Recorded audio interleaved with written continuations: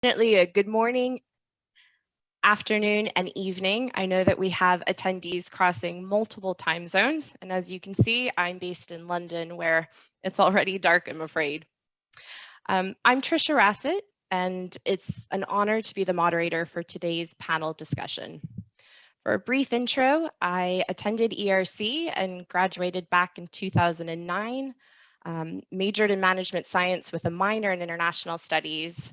And I also currently serve as a director on the UCSD Alumni Board, was one of the first to join from outside of the US.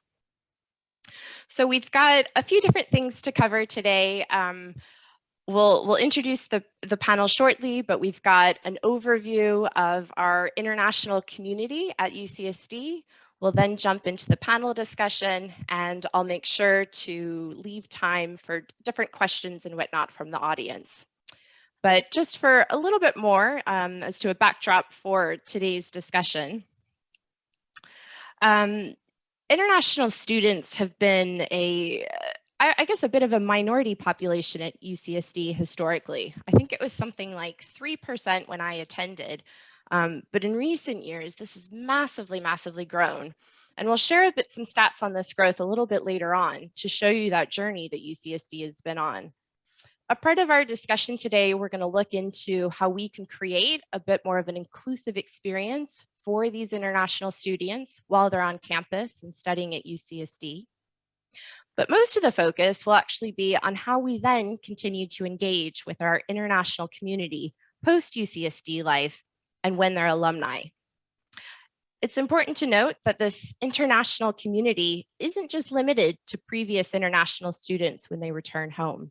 It also includes study abroad students that feel an affiliation to UCSD after returning to their home country. And it also US alumni like myself that have found a home outside of the US post-graduation.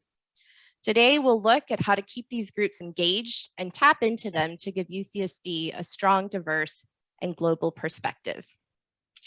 If we can move to the next slide, please. So as a reminder, and especially in the spirit of this conference and allyship, the goals and the principles include providing fair treatment for faculty, staff, and students, encouraging a climate of fairness, cooperation, and professionalism, fostering inclusiveness, respect, and a welcoming environment, and promoting collaborative attitudes and actions. The next slide, please. As mentioned, we have a fantastic panel with us today, and they represent all three of those groups for the different types of international alumni that we have on hand. So myself, Trisha, Catherine, Dahlia, Tom, and Violet, and a little bit later into the discussion, we'll have them provide more formal introductions to include their international connections and experience at UCSD. Next, I think we have Tom joining us to share a little bit more on the statistics and data points behind our international community at UCSD. Thank you, Trisha. Good day and 大家好. I'm Tom Smithson. I'm the Senior Executive Director of Development for International Campus Initiatives here at UC San Diego. I'm in my 5th year working at the university, and it dawned on me the other day that that's kind of like I'm entering my graduate school year. So now I have my undergraduate years at UC San Diego, and I'm beginning my graduate year in La Jolla here. Today I wear 2 hats. On one hand, I represent a university's voice when it comes to international alumni and international advancement. At the same time, because of my work with many of our alumni volunteers and leaders in the Asia Pacific region, and because of the time differences, I have the pleasure and privilege to also represent their perspective. And to help set the context, let me try to do this. This is the latest statistics that we have for student enrollment for academic year 2021-22. Literally hot off the press. We just got it like less than 2 days ago. So what will be interesting for you to notice is that total international student population at UC San Diego is now approaching 9,000 students, and that's including both undergrad and grads. And they make up roughly 21% of the overall student population. So how does that compare historically? Just very quickly. Back in 2013, so 1 year after our current chancellor, Pradeep Khoslawar, who, by the way, himself was an international student when he first set foot in this country, at UC San Diego, we only had about 13.7% of our student body that's considered international. That grew to, I think, roughly a height of 24% in fall of 2018, which, and the reason I use that is that's my first full year on campus. So today we're sort of holding steady at about 1/5 of the total student population, but the numbers, the sheer numbers, continue to grow. And then another thing that's interesting to look at is 2013 we had 87 countries represented. 2016, 3 years later, we were up to 99. 2018, 102. Today, as you can see, more than 112 countries are represented. And also the top 10 countries continue to change in terms of the composite. China, of course, continue to be at the top, account for the most number of international students coming from outside of the United States. India, for the first time, went over 1,000 individuals. About 10 years ago, the country of Iran was among the top 10. But as of 2020, it dropped off. So in fact, if we can go to the next slide, and Vietnam, for the first time, came into our top 10 country list.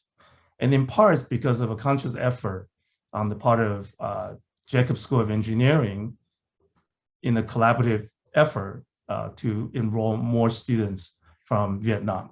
So as you can see, even for our international student alumni, the international student population, we are seeing the changes over time, and it's a very exciting development, especially for the work that I do. And I'm also very fortunate that when AVC Cheryl Harrelson invited me to join the staff, I got the chance to assemble my team of international advancement officers. So on this call, I have my colleague, Dr. Marilyn Lee, who's my counterpart over in the Asia Pacific region. And then next, I will turn the baton over to the newest member who joined, in fact, at the beginning of the pandemic, and that is Violet Del Toro, who is also based in London, and that's why she's able to join the call today. And she'll give you snapshots of what the alumni populations now looks like around the world. Violet? Yeah. Sounds good. Yeah, I don't know if it's necessarily new anymore, but these last 2 years have gone very quickly, considering. So quick overview of the alumni that we have both in our East regions and West regions. So as you can see from the numbers here, China is one of the biggest places that we have alumni in, over 3,000 there. Japan and Korea are not too far behind. In the United Kingdom and Europe, UK is obviously quite big, with about 1,600. Germany and Italy not too far behind that as well. I want to say for the UK and Europe as well, actually, these numbers are a little bit lower than what we've looked at recently. So I think in London itself, we're looking at about 1,200 alumni, and across the UK, close to 2,000 now, which is absolutely amazing. Next slide, please. Perfect. So this slide is showing our graduate professional alumni. And what we want to take away from it is the 10% that is international. So these are students who, after they leave UCSD, where they're going, the 10% is growing continuously. And I believe over the next few years, we'll continue to see that number get higher and higher. Students looking for, international experiences, work experience, graduate study, et cetera, et cetera. Right, Trisha, I'll turn back over to you. Thank you. So now we'd like to introduce the panel. I was hoping if each member can share just a bit about your own UCSD background and experience, and then of course your international connection and how you've continued to stay active with UCSD since then. Perhaps Catherine, we can start with you. Thank you very much, Trisha. It's a pleasure to be here as part of the Triton Leaders Conference, celebrating allyship with Triton alumni volunteers from across the globe. Greetings from London, England. As you may be able to see, like Trisha, it's also getting very dark here. So my name is Catherine. I had the privilege to study philosophy at UCSD between 2009 and 2010 as part of the Education Abroad programme. I lived in the incredible International House, which I'm sure many of you are familiar with here. Living in iHouse gave me the unique and incredible opportunity to live alongside over 100 students. I think it was from over 30 countries. After studying at UCSD and graduating from the University of Edinburgh, I was really keen to maintain my Californian connection and continue to be part of the UCSD community. Initially, I wasn't sure whether that would be possible or what it would look like. I was really fortunate to be introduced to the UCSD Alumni UK Club through a friend. I turned up to a couple of events. I got talking to you, Trisha. Before I knew it, I was part of the leadership board for the club. I went on to be co-president and president, and then actually became president of the All UC Alumni UK Board, which is a unique alumni structure which brings together all the UC alumni campuses across the UK and even Europe. I've had the opportunity to meet incredible people beyond my initial study abroad student experience at UCSD. So in summary, I've kept a really close connection to UCSD since I returned to the UK over 12 years ago now. The UCSD international community is a huge part of my personal life and definitely contributed to the motivation and developing the skills for my career in the not-for-profit sector, where I develop and deliver partnerships with the private sector and charities to deliver social change. Thank you, Catherine. And perhaps Dahlia, you next can introduce yourself. Hello, I'm Dahlia Valle-Peterson. I graduated from ERC in 2006 with a degree, a double major in history and critical gender studies. I worked at Geisel Library for about 2 years when I was a student, and I also worked at the Women's Center for 1 year. I was the first year of their internship program, which was fabulous. I went on to get my master's degree in women's studies at San Diego State University. And then I moved to New York City in 2008, where I began to teach women and gender studies as well as American history at various colleges and universities throughout the tri-state area.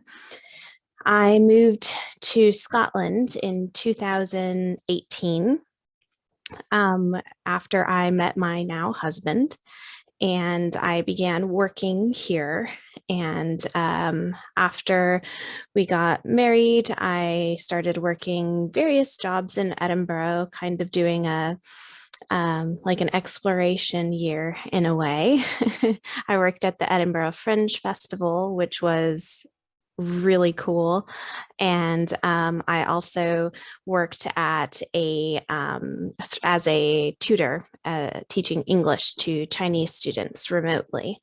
In 2019, I became pregnant with our daughter, and spent 2020 pregnant and in a pandemic, which was very interesting. And having a baby during a pandemic in a foreign country, away from my family and friends, and coming out of that pandemic, I was contacted through LinkedIn by Violet, and it was like a bright, shining light in my life, because it was a way to reconnect with something that I had been so far away from in a very difficult time that was difficult for everyone. And so I'm very grateful for that. And that just happened this past summer. I believe it was August of 2021.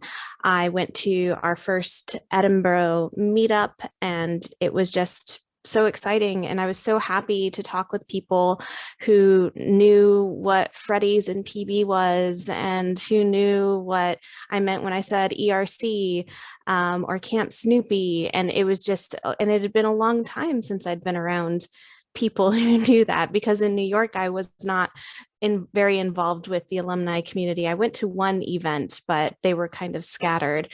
So yeah, it's just been really helpful, and I've developed friendships already because of it, and having a support system with people who know about where I'm from and where they might also be from is really important when you live so far away from what you know. So I'm excited to grow the alumni community up here in Scotland, and yeah, it's exciting.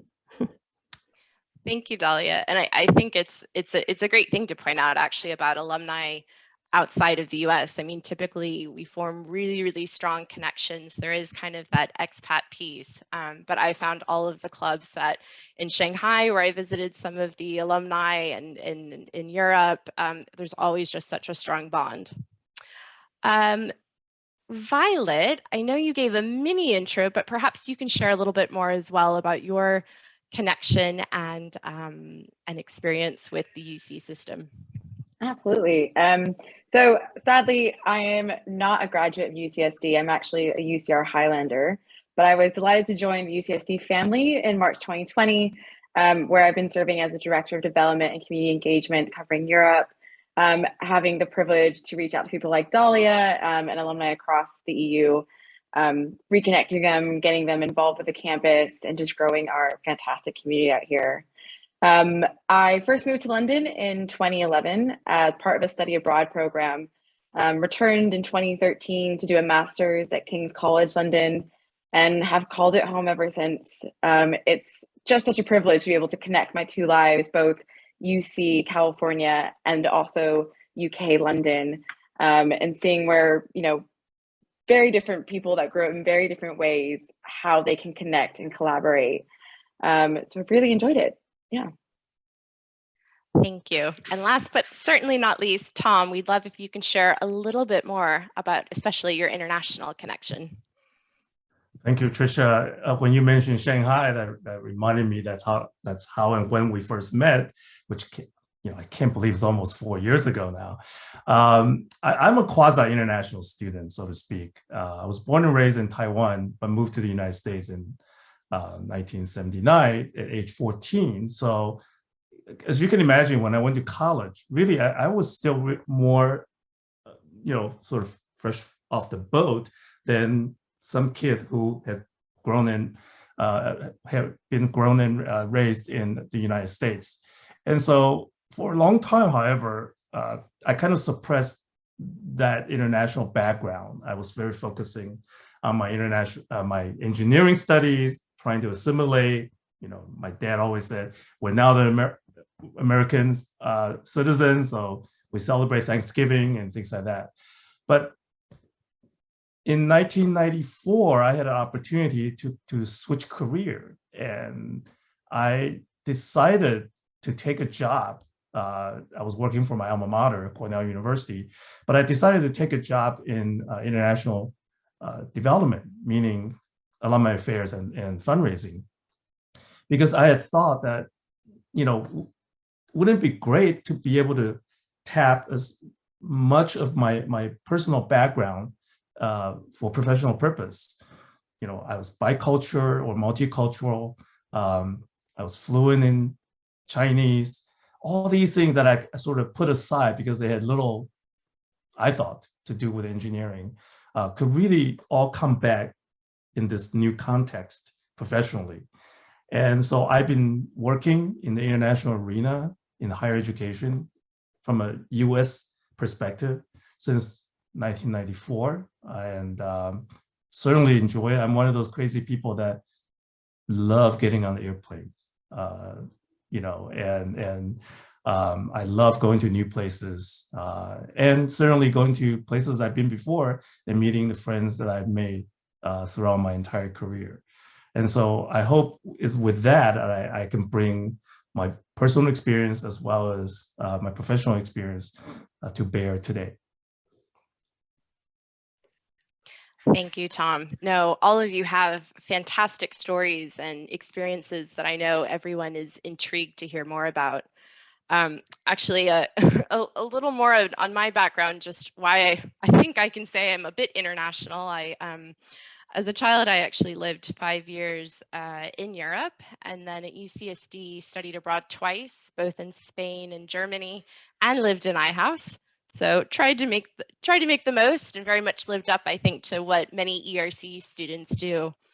After college, I was in tech in Silicon Valley, but very shortly after transferred to the UK and have been here since. And I now work for PayPal in a global role where my immediate team has employees based in Brazil, Canada, Ireland, and Sweden. And as it happens, I'm married to a Swede. So I would say I've always tried to maintain an international theme. And I think for me personally, it's taught me to really empathize with others, and it's really taught me the value of diversity. So whether through work or through volunteering, any type of project that I'm on, I try to create as diverse of a group as possible, because I know that is going to be the best outcome. And kind of on that theme, I thought maybe we'd ask a few of the panelists, you know, with this international experience, how has it affected perhaps your outlook on life, or even changed you as a person? Perhaps Catherine, we can again start with you. Yeah, absolutely, Trisha. And when preparing for this question, I had such a long list, so please do interject if I start to ramble. So my experience, like hearing many of my fellow panelists today at UCSD, as an international student living in the international house, being part of the international UCSD alumni community, have, I believe, really shaped me as a person and the personal and professional choices I've made. I'm truly grateful for everything UCSD has and continues to give me. I'm not sure whether actually anyone in the audience did live in iHouse. Well, if you did, like me, you will have experienced the diverse and inclusive community where cross-cultural communication and appreciation was championed. At UCSD, I had the opportunity to learn or attempt to different languages, gain an invaluable insight into different cultures from Turkey to South Korea, and come together with my peers to raise funds and awareness about issues affecting communities across the globe. I remember being outside Geisel, raising funds for the devastating typhoons in the Philippines, and also organising iHouse's first environmental green fashion show, which I believe is still a fixture in the calendar. Being part of the UCSD international community has helped me to develop a global network and outlook on life. Similarly to some of the things you just said, Trisha, how I view society, value fairness, equity, diversity, and responsibility and respect to others. And I personally think that this global outlook has become increasingly important to me during challenging periods where some societies have chosen to take a more insular outlook. For example, the UK choosing to leave the European Union, and some countries' responses to the global pandemic. And really briefly, on a professional level, my international experiences with UCSD, as I mentioned in my introduction, led me to choose a career in the not-for-profit sector, where I could support those facing inequality in society. And whilst working for a national youth organisation, I was able to harness my passion for international experience and the opportunity and learning that that can give you. And I gained at UCSD to support a group of young people many of whom had never left the UK before, to travel to Colombia and take part in volunteering initiatives. And it's been a real privilege as part of the UCSD Alumni UK Club to have set up a scholarship alongside yourself, Trisha, and Violet, to raise funds for UC students who face barriers to be able to have that life-changing opportunity to study abroad. No, thank you, Catherine. And Dalia, did you have anything you wanted to share around how this has affected your outlook on life or how you approach things? Yes, absolutely. Same with Catherine. My list just kept going on and on and on of all the ideas that came up with that question. As a women and gender studies professor in New York, I was certainly introduced to diversity and acknowledging diversity and seeing how it became more and more accessible in just everyday conversation, just from when I started teaching in 2008 until now. It's unreal how much it's grown, which is phenomenal.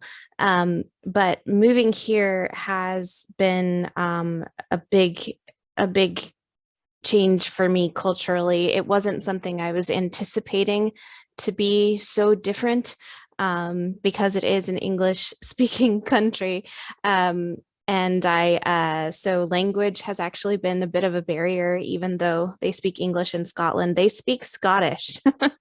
And my husband every day will say a word that I do not know what it means, and it needs to be clarified. And so just to have kind of that also additional awareness that though a country might be predominantly English speaking, it does not necessarily mean the differences aren't going to be a challenge. I myself grew up in a bilingual household. My mother's side of the family was from Mexico. My father was American. And so I am familiar with having multiple voices in my head, and anyone who's bilingual totally understands what that means. So now we have an additional one with different British and Scottish words.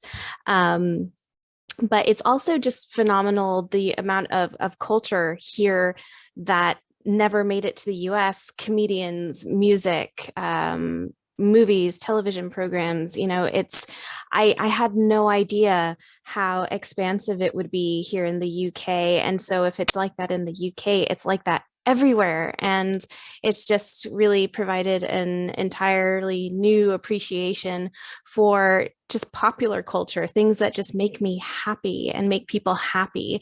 There's so much out there that can make you happy, even though there's a lot that makes you upset too. So it's just nice to know and recognize all of the diversity. I have a screaming child upstairs, so I am very distracted at the moment.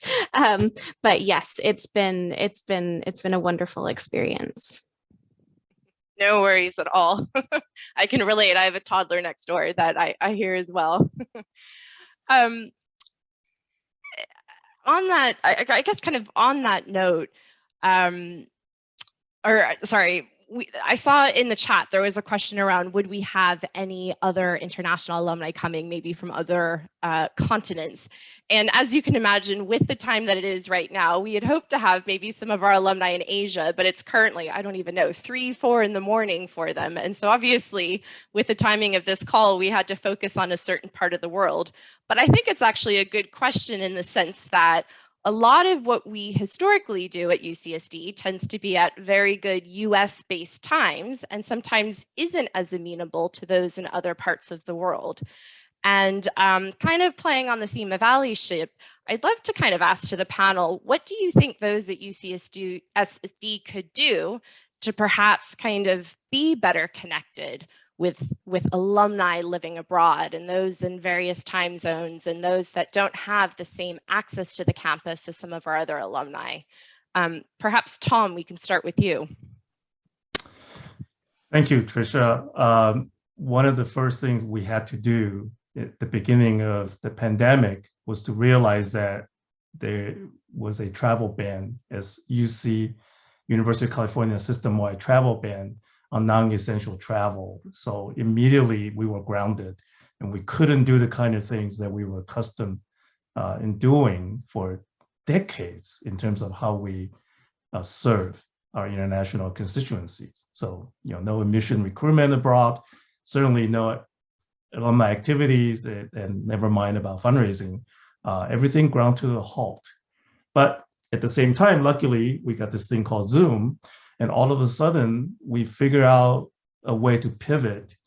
And therefore, very quickly, we also figured out that we cannot provide programming or services based on let's just say 9 to 5 model, right?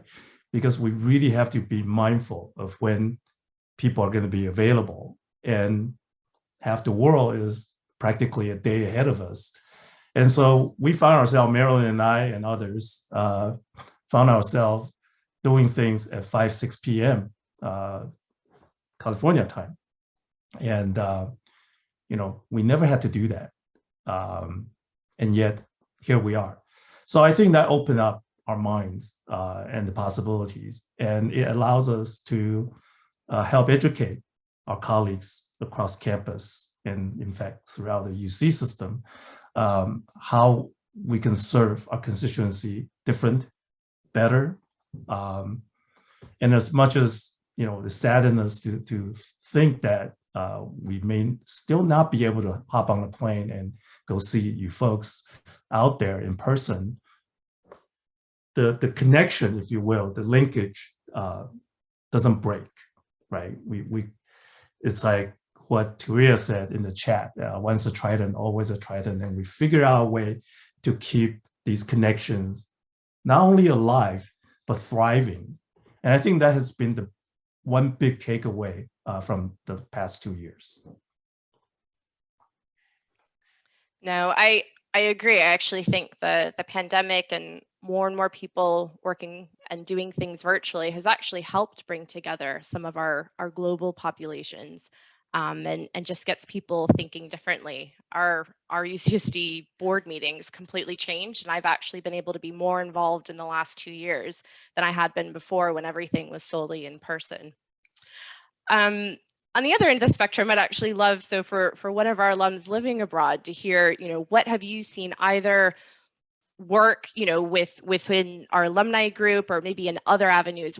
How do you see, maintaining that strong connection when you have kind of either a home base in the US and then you're kind of in that outlet abroad?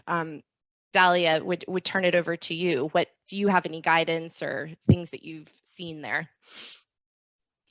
Yes. So one of the things for me that I needed to get used to was new types of connections and communication. So I wasn't very active on LinkedIn. It was kind of just a spammy thing that would come up in my email box sometimes, and I'd just erase it. And so and as well as Facebook groups that I didn't know were so active, like UK alumni, UCSD alumni in the UK. These were things that I wasn't used to using. And so I think I can't be the only one who's not quite as aware of how valuable LinkedIn could be. Maybe I am, I don't know. I'm not the youngest person here. So I think that maybe if I if there was an understanding that those are important networks to be a part of. Since I was in education for almost 15 years, it wasn't something that I relied on, because you get education jobs in very different ways than you would get, say, a tech job.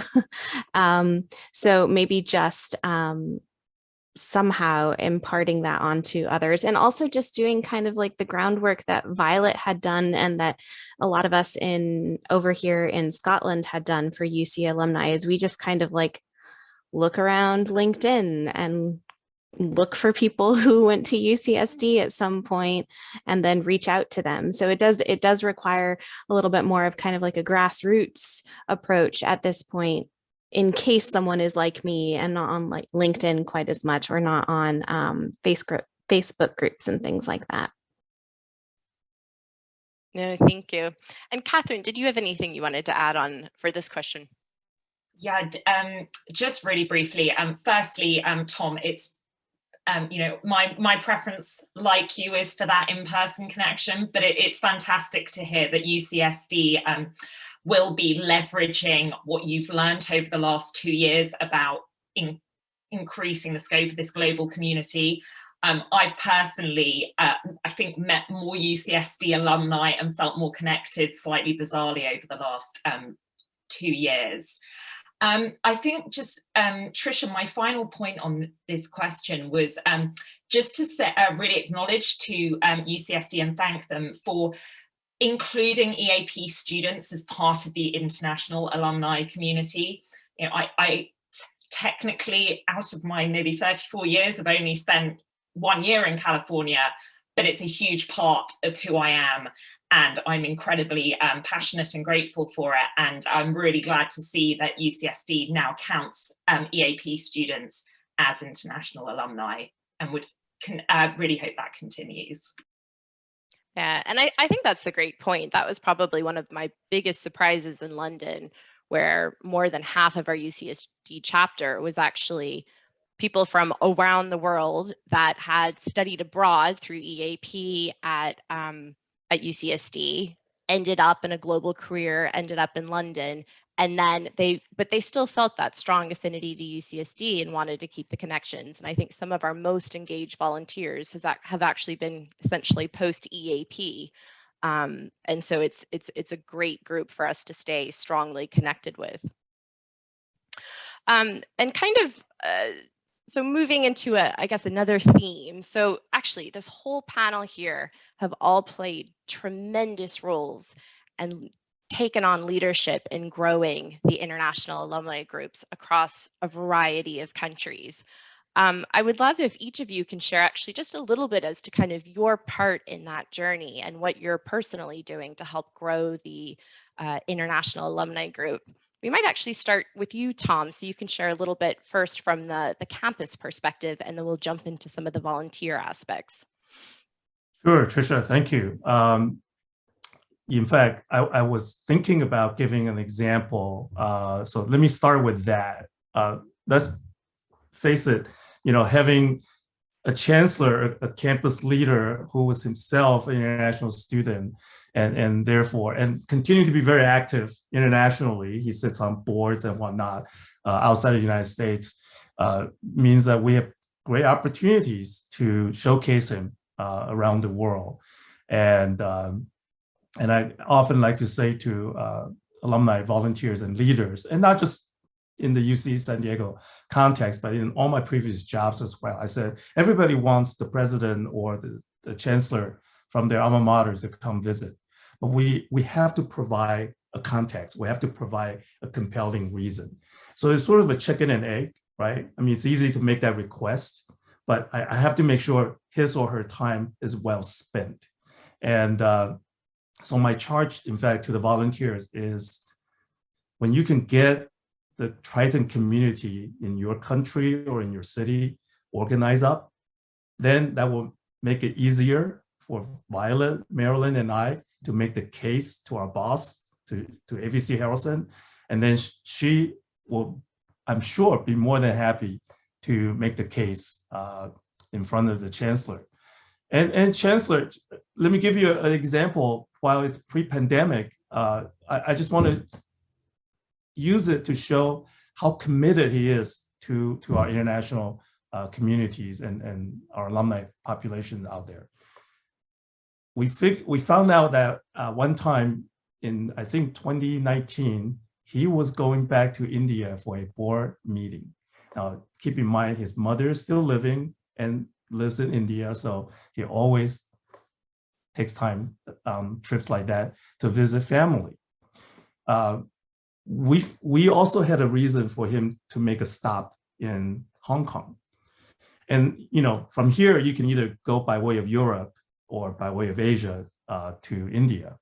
So we were able to get him to travel by way of Hong Kong, and he was on the ground for 48 hours, meeting with alumni, meeting with donors. When I put him in an Uber to go to the airport for his next leg to India for his board meeting, I said to him, so how much time do you have in India? He said, 24 hours. And I said, aren't you going to see your mother? He said, oh yeah, I'll have dinner with her. And then I'll be on a plane back to San Diego. My jaw just about dropped. He's given our alumni and our donors more time than he gave to his own mother.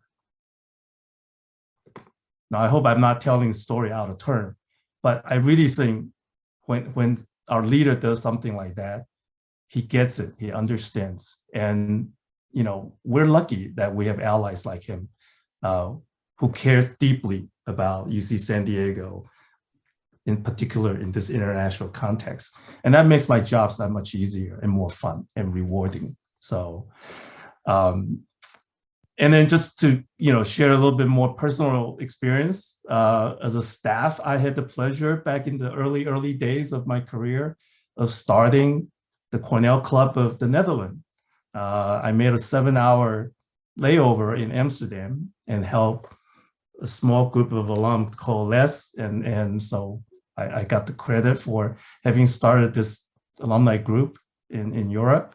And that's the first time I got a real glimpse into how passionate and caring alumni overseas can be, even though they're far, far away from the alma mater. And that, I think, that experience in and of itself has always fueled my desire to stay in this particular niche of our business. And I certainly get a lot of joy, not just from travel, but, you know, certainly from meeting with all the people that I've met throughout the years. The one thing I will say about the pandemic and the travel ban and all that is, it's really hard to not be able to go abroad to taste foods, to eat things I love the most. I used to be able to do that several times, going to Taiwan. You know, now I have to go to Irvine. Not exactly the same. Thank you, Tom. And I can definitely vouch for our chancellor's immense just kind of dedication to building out this international community.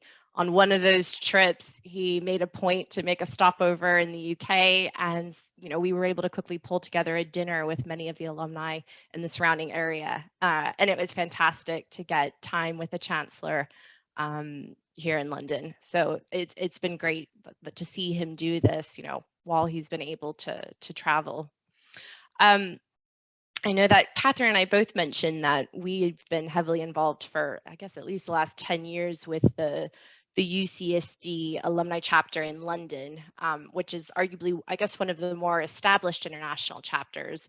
Perhaps, Catherine, you could share a little bit about what it's like to run the UK club, and if you have kind of any thoughts or guidance as to, leading one of our international chapters.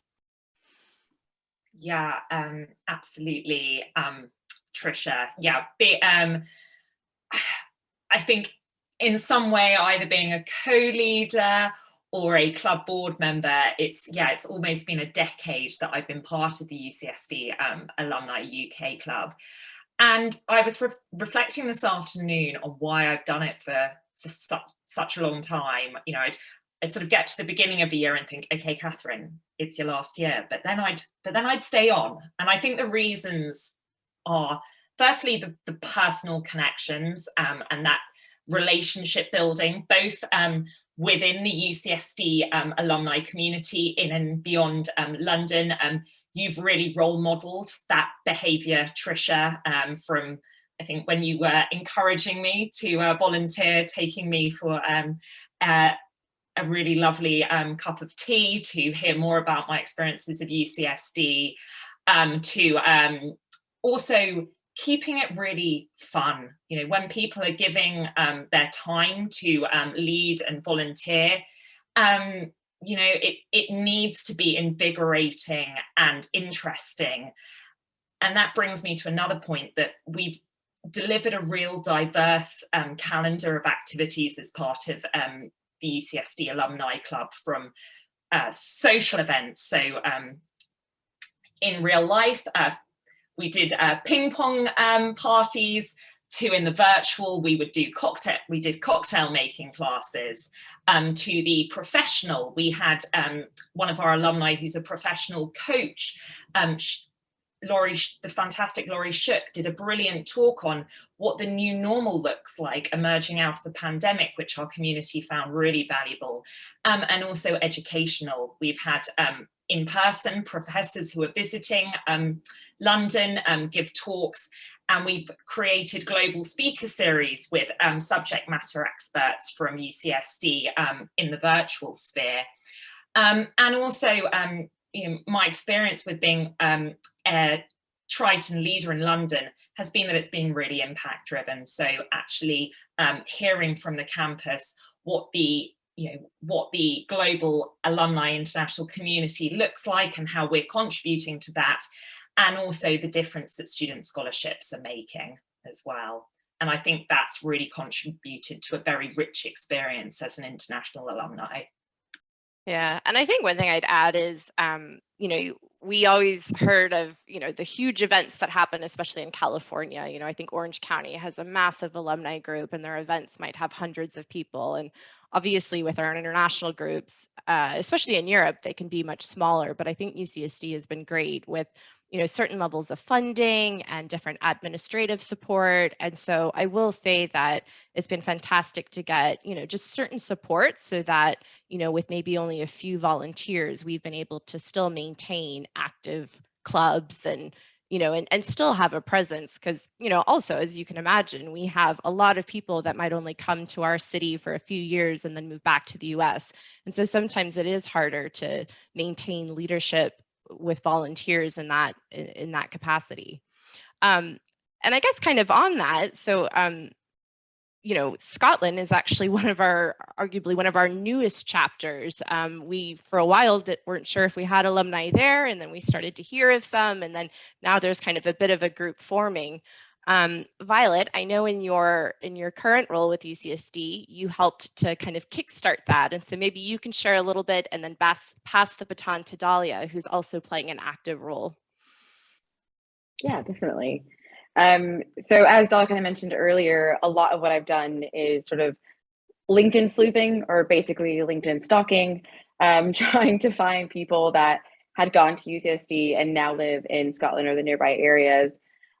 Just reaching out, sending a friendly message, you know, letting them know that I'd be happy to meet with them in person or over Zoom, see if they're interested in getting involved, what they might be interested in. And that's one of the really biggest things about this role. It's listening to our alumni. You know, it's getting to hear their stories, their backgrounds.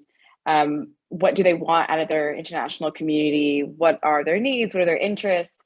How do they want to be involved, and how do they want to give back to the campus? Which has gone over really well. Dahlia was one of the first people I met with, and she's been absolutely fantastic. And I'll let her talk about her side of doing it from an alumni perspective. So as I said earlier, it was a really exciting thing when Violet messaged me, and because I didn't realize that there was a community here. It certainly, as soon as she did it, it made sense. Oh, of course there's going to be alumni in the UK. Why wouldn't there be? There were so many international programs. I never went abroad as an undergraduate, but many of my friends did, and did either entire years or at least a couple of quarters in another country. And so it was just really exciting. And it was also a way for me to kind of slowly get back into a more organized place, because working from home, being at home, being a stay-at-home mom for as long as I had been, which wasn't that long, it wasn't even a year, but it felt like a long time. It was just nice to have something else to kind of look into. And so coming up with activity ideas. So we talked about having an activity in November, and we did a bingo game. So I helped kind of generate some San Diego or California bingo cards, and also Scotland bingo cards, and people could play bingo and win prizes.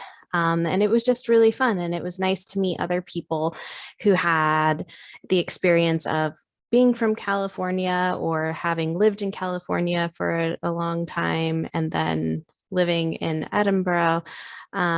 We were going to do something in January for Burns Night. They celebrate Robert Burns's, is it his birthday? Is that where they do it? I don't know. But we talked about doing something for the poet Burns, who wrote Auld Lang Syne, and maybe combining it with a another author, Virginia Woolf, who did a tremendous amount of writing here, because she's also an important British writer.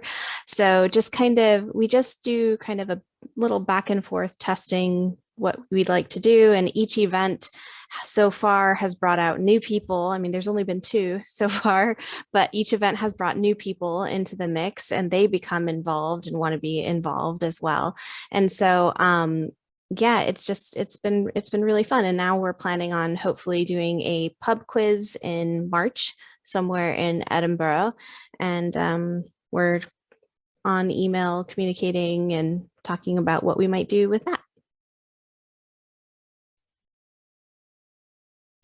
Thank you. No, it's great to hear that actually we do have more and more international clubs growing. I mean, especially in Asia, it's been amazing to see how all those groups have just, I would say within the last decade, kind of all blossomed. And now many of them are like 10 times the size of the UK. And at one point they didn't exist. And so it's great to see how all of this is kind of populating across the globe. I know that we're very close to time. I've seen loads of questions actually coming through in the chat, and I think people are jumping in and answering them on the spot. But I can open up if there's any specific questions that anyone would like to ask myself or a member of the panel.